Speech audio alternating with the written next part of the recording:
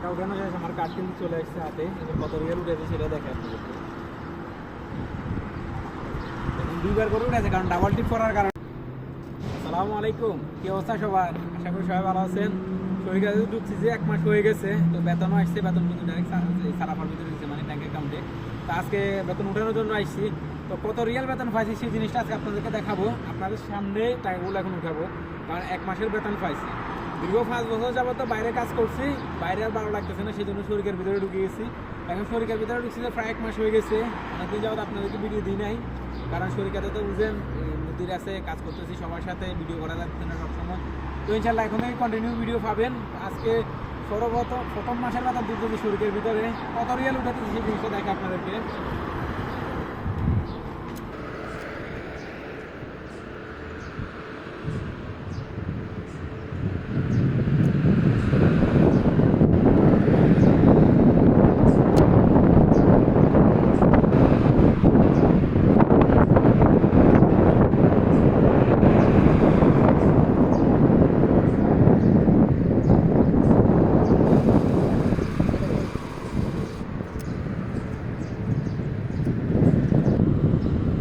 আমি টাকার অ্যামাউন্টও দিই না, অ্যামাউন্ট দেওয়ার আগে কত বলছি দেখি।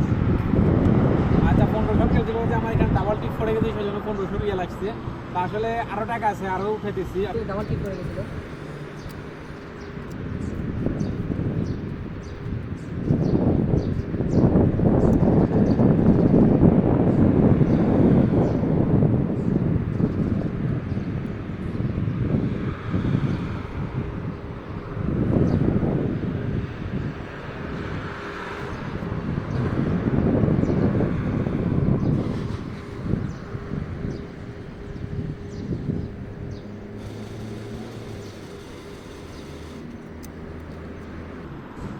টাকা উঠানো শেষ, আমার কার্ড কিন্তু চলে আসছে হাতে। এবার কত রিয়াল উঠেছে সেটা দেখে আপনাদের। এখন দুইবার করে উঠেছে, কারণ ডাবল টিপ করার কারণে আসলে মনে করেন যে দুইবার হয়ে গেছে আর কি। 1500 এখানে কত 500, 1000, 1500, 2000, 2500, 3000, টোটাল আমি 3000 রিয়াল উঠাইছি। আসলে 1 মাসের স্যালারি এখানে, তারপরে যায় যে এই ওভার টাইম ছিল, ওভার টাইমের টাকা সবগুলো মিলাই এখানে আমি 3000 রিয়াল স্যালারি পাইছি। আলহামদুলিল্লাহ, এই 3000 রিয়ালের ভিতরে হাইস্ট মনে করেন যে আমার কবিলের ফায়দা, খানা খরচ সহ সব কিছু, রুমের ভাড়া সহ সব কিছু মিলে মনে করেন 600-700 রিয়াল যাইতে পারেন। আর সবগুলো আমি দেশে পাঠাতে পারবো।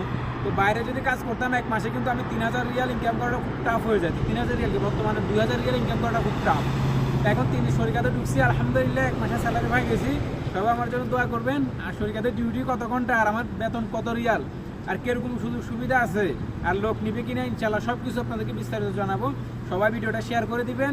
আর কারো যদি কিছু জানার থাকে তাহলে অবশ্যই কমেন্ট করে জানাবেন ইনশাল্লাহ।